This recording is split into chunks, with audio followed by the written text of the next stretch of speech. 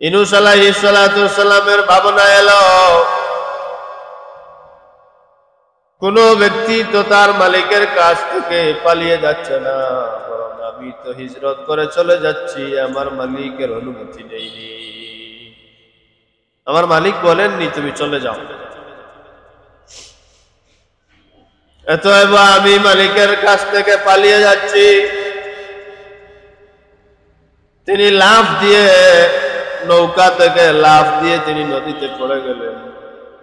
রব্বুল আলামিন ওই জায়গায় একটা মাছকে তৈয়ার করে রাখলেন, মাছ তুমি তাড়াতাড়ি যাও, আমার ইউনূসকে তুমি হেফাজত করো। মাছ তিনি পড়ার সাথে সাথে মাছ গিলে ফেললেন।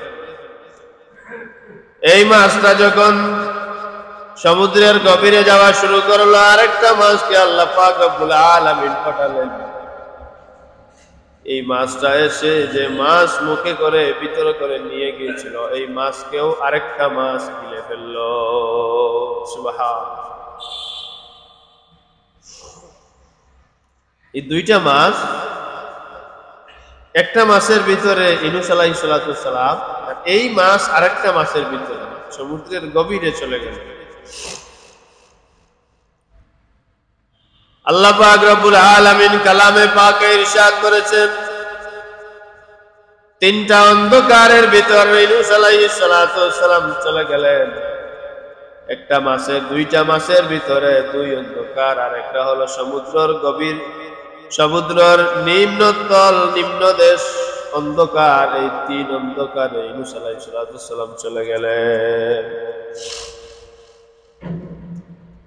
যাওয়ার পরে ইউনূস আলাইহিস সালাতু ওয়াস সালাম ওই সমুদ্রের গভীরে যাওয়ার পরে আল্লাহ পাক শিখিয়ে দিলেন ইউনূস আলাইহিস সালাতু ওয়াস সালাম কিভাবে এই বিপদ থেকে উদ্ধার হইবেন। আল্লাহ পাক তাসবিহ শিখিয়ে দিলেন, লা ইলাহা ইল্লা আনতা সুবহানাকা ইন্নী কুনতু মিনাজ জালিমিন। লা ইলাহা ইল্লা আনতা সুবহানাকা ইন্নী কুনতু মিনাজ জালিমিন।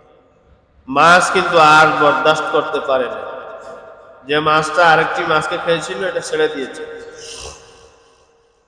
তারপরে ওই মাছটা ইউনূস আলাইহিস সালাতু ওয়াস সালামকে সাগরের তীরে এনে চরের মধ্যে ছেড়ে দিল।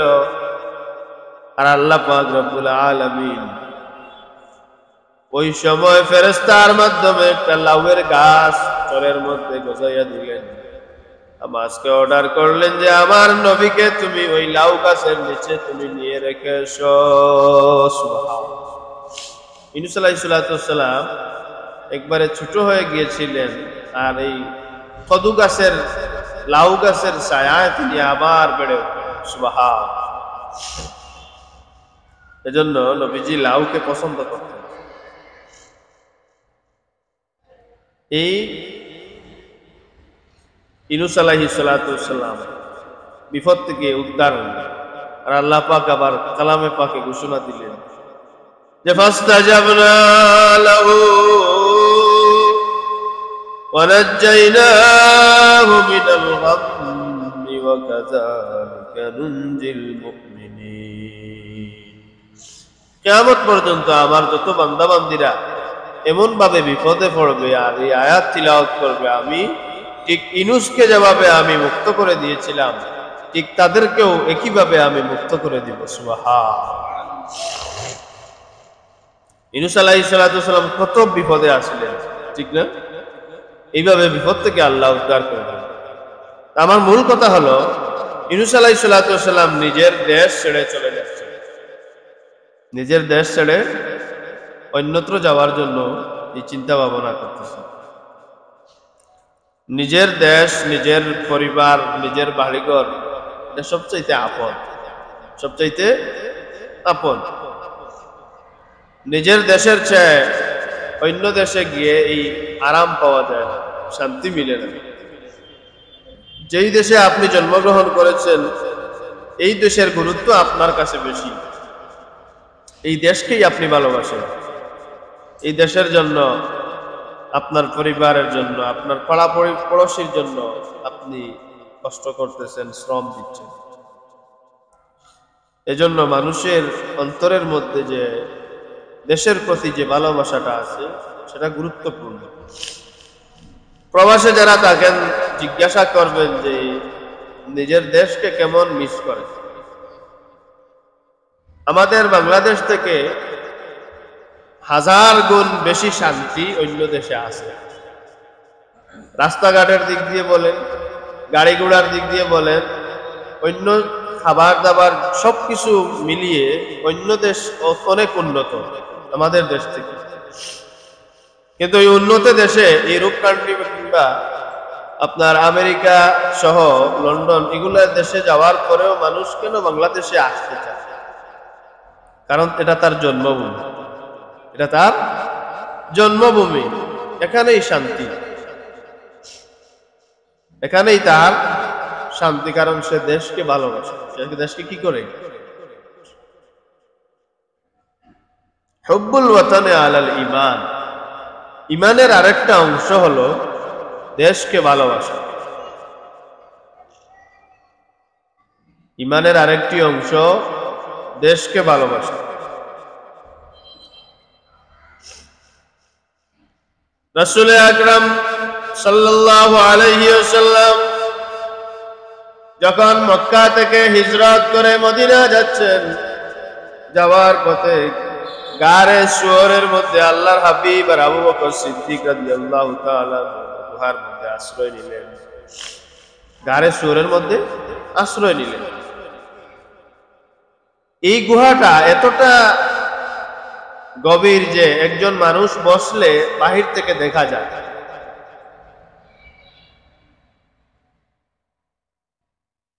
কাফের মুশরিকরা সাথে শয়তান ছিল,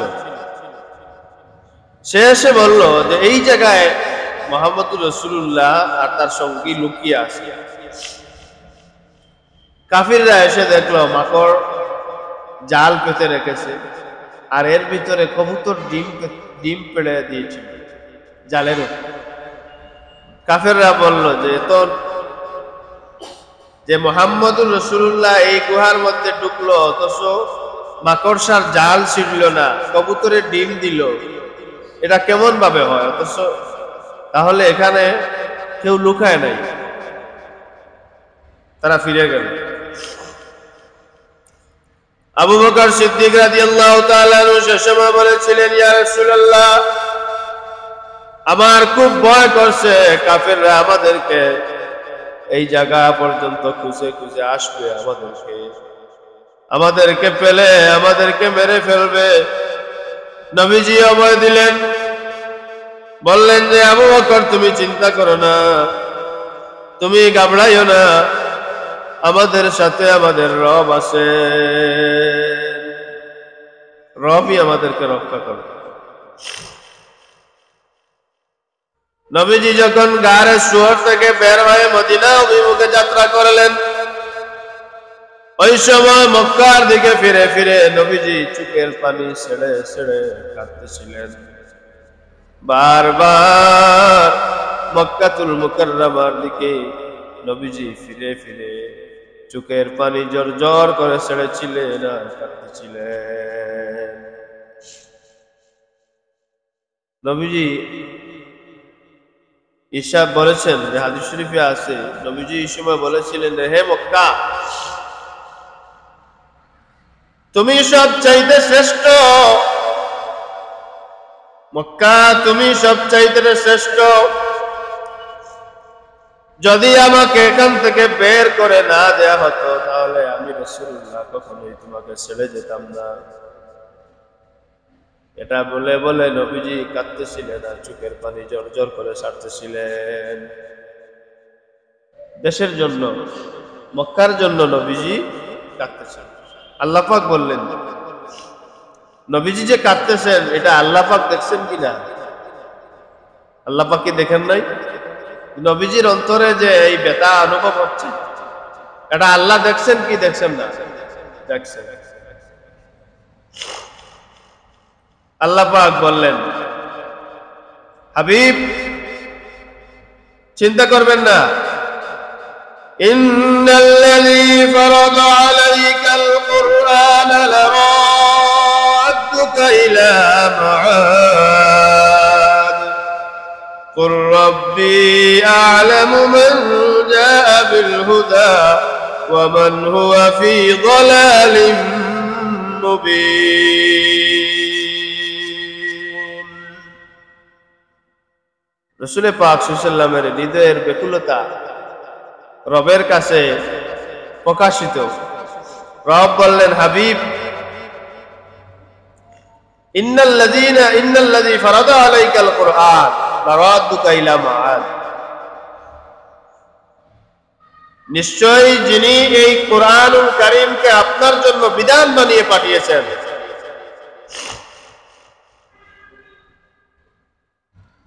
কুর রাব্বী আ'লামু মান জাআ বিল হুদা, যিনি এই কোরআনকে হেদায়েতের বাণী হিসেবে পাঠিয়েছেন, ওই রবই তিনি আপনাকে আবার আপনার জন্মভূমিতে ফিরিয়ে দিবেন। সুবহান।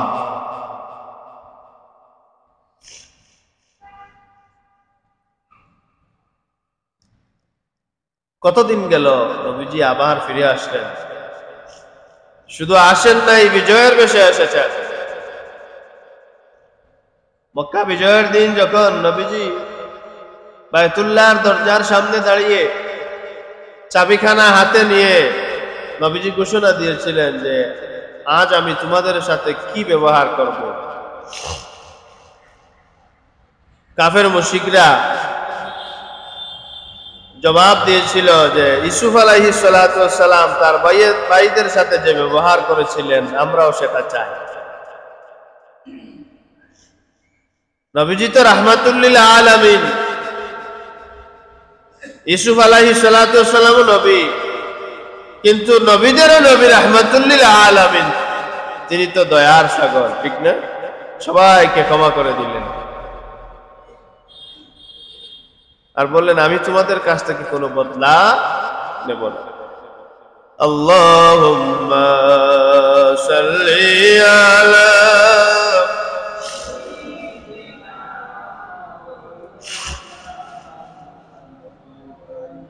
ওয়া আলা আলি সাইয়্যিদিনা আল্লাহুম্মা সাল্লি আলা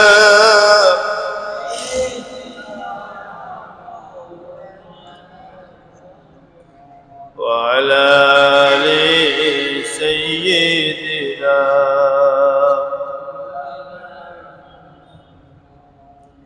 এজন্য নবীজি তার দেশকে ভালোবাসতেন, ঠিক একইভাবে আমরাও আমাদের দেশকে ভালোবাসি। বর্তমানে যে মাস চলতেছে ডিসেম্বর মাস, এই মাস তো বিজয়ের মাস নাকি? বাঙালির জন্য বিজয়ের মাস। এই মাসে আমরা বিজয় উদযাপন করব, বিজয় উদযাপন করব। বিজয় উদযাপন করতে গিয়ে নাচ গান বাজনা এগুলো দিয়ে করব না যারা শহীদ হয়েছেন তাদের জন্য দোয়া কালাম ওগুলা করব? কোনটা করব? স্বাধীনতার যে ইতিহাস আছে সেটা আলোচনা করা। বিজয় দিবস আসলে শুধু মাইকে শোনা যায়, খালি মনে করেন গান শোনা যায়। একটা তো জাতীয় সঙ্গীত আছে, আমার সোনার বাংলা আমি তোমায় ভালোবাসি, ঠিক না? আর একটা কতটা বক্তব্য শোনা যায়, আর বহুতা আছে। এটা আর শুনলাম না, লগে বাজনা আছে, গানও আছে।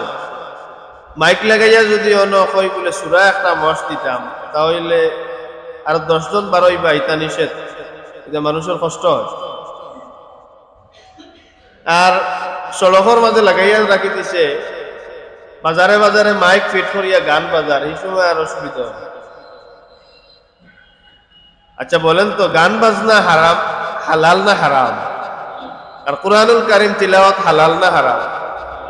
কোনটা আমরা শুনবো? আমরা নদীকে ঝুঁকাই। আমরা গরম ইমানদার, বিজয় দিবস পালন করতে হইলে সঠিক ইসলামের তরিকা অনুযায়ী আমরা মুসলমান। এই দেশ যারা স্বাধীন করেছেন এরা মুসলিম ছিলেন। 30 লক্ষ মুসলমানদের বিনিময়ে এই দেশ স্বাধীন হয়েছে। এই মুসলমান যারা তাদের রক্ত দিয়ে যারা এই দেশকে স্বাধীন করলো, গান বাজনা দিয়ে তাদের কবরে আমরা সওয়াব পাঠাচ্ছি না আযাব পাঠাচ্ছি? যেভাবে সওয়াব পাঠানো যায় এইভাবে আমরা চলা দরকার, এটা মাথায় রাখা দরকার, এটা ব্যবস্থা নেওয়া দরকার। নর্তকী দিয়ে গান গাওয়ানো হলেই বাজারে বাজারে বিজয় দিবসের অনুষ্ঠান পরিচালনা করে রাত 9টায় অমুক নর্তকী এসে নাচবেন, আপনাদের সবার দাওয়াত। দেখবেন হাজার হাজার মুসলিম জনতা সেখানে উপস্থিত। আমি তারা উপস্থিত হই না, হই উপস্থিত। হাজার হাজার মুসলিম জনতা থাকে আর কি বিজয় দিবস পালন করতেছে।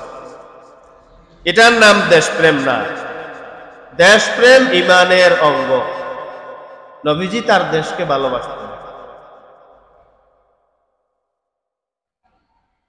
আমরা আমাদের দেশকে ভালোবাসতাম।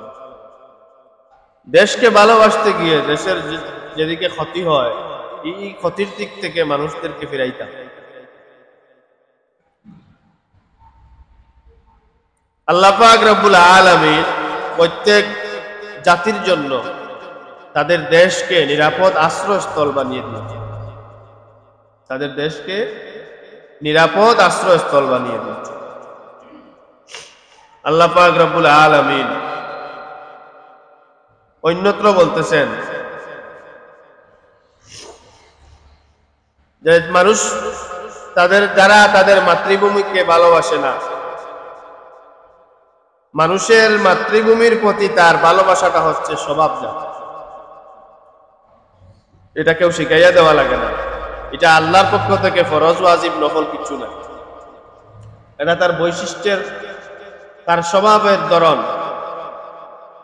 আর মাতৃভূমি থেকে যারা দূরে যায় তাদের অন্তরে বেদনা থাকে, বেদনা যে আমি কতদিনে আমার মাতৃভূমিতে আবার ফিরে যাব।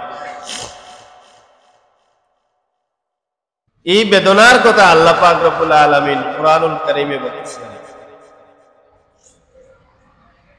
ওয়ালাউলা আন কাতাবাল্লাহু আলাইহিমুল জালাআ লা'আযাবাহুম ফিদ দুনিয়া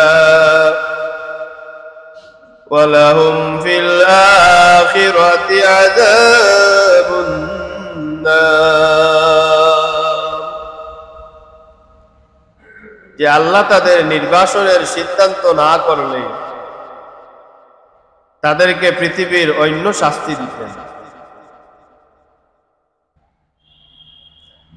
এই কথার আয়াতের মানে আমরা বুঝবো যে আল্লাহ পাক রব্বুল আলামিন বিভিন্ন জাতিকে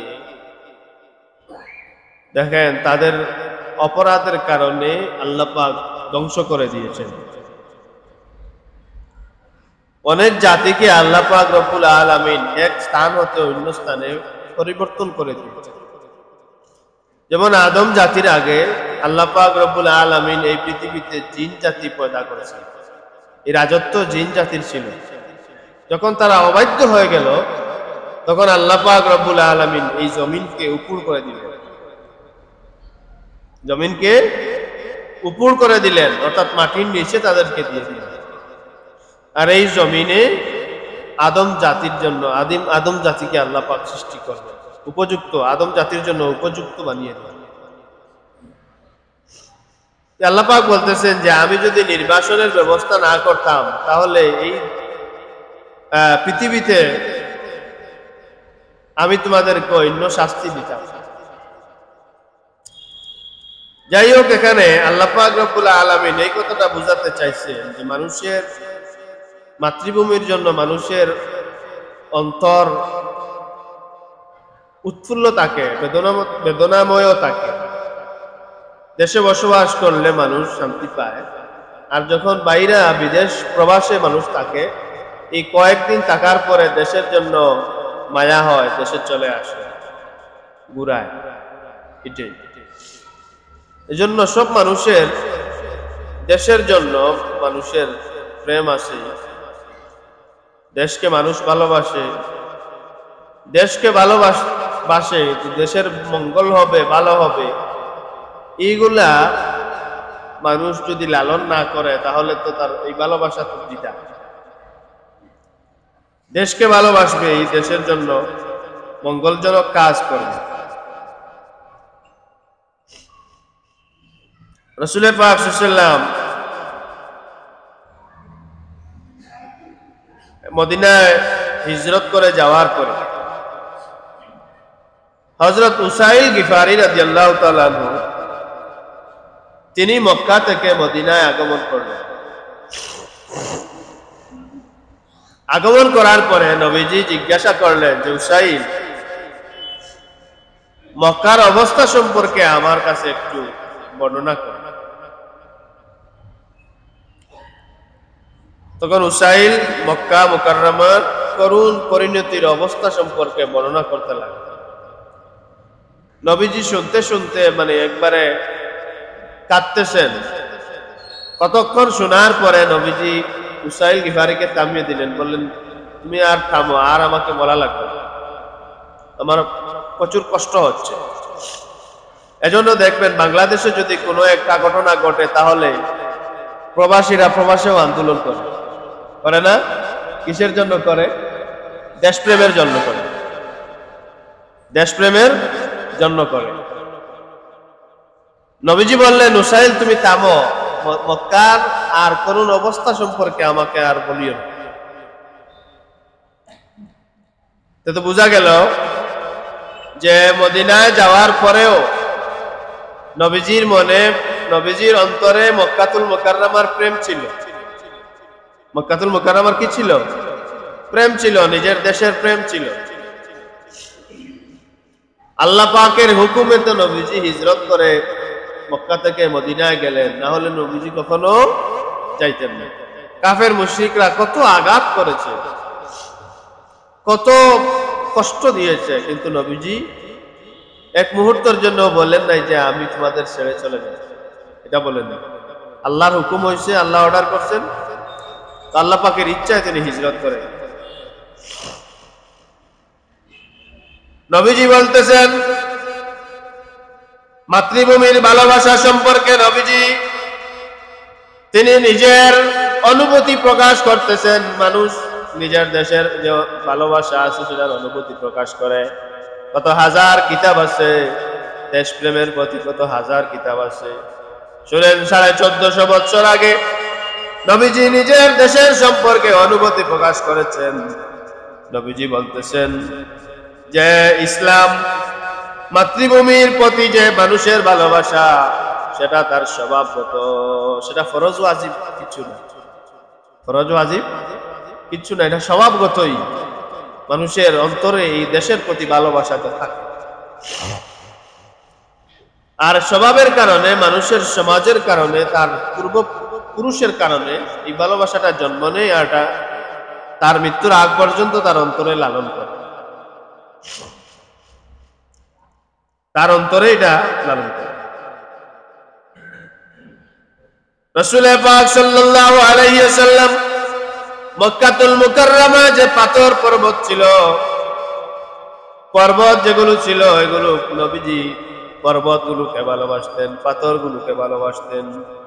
আর তিনি বলেছেন নিশ্চয় আমি মক্কার একটি পাথরকে চিনি, যে পাথরটি আমি নবুয়ত লাভের পূর্বেও আমাকে সালাম করেছে, নবুয়ত লাভের পরেও আমাকে সালাম করেছে।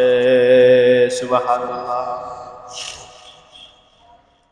নবীজি যখন তিনি তার মায়ের গর্ভে, তখন আমিনাকে পাথর সালাম করেনি? পাথর সালাম করে নাই? করেছে। পশু পাখি বিকলতা, আদম যদি আল্লাহ পাক রব্বুল আলামিন এই নির্দেশ দিতেন তাহলে সকল উম্মতরা নবীকে সিজদা করতেন। অন্যান্য নবী রাসূলদের উম্মতদের জন্য এটা ছিল, কিন্তু আমাদের শরীয়তে এটা নাই। কিন্তু মানুষ ব্যতীত বহু সাহাবা একরাম এই দৃশ্য দেখেছেন, এই মুজিজা দেখেছেন। বহু গাছ গাছালি নবীজি রাস্তা দিয়ে হেঁটে যাইতেন আর মাথা ঝুঁকাইয়া সিজদা করতেন নবীজিকে। সুবহানাল্লাহ, নবীজিকে সিজদা করতেন।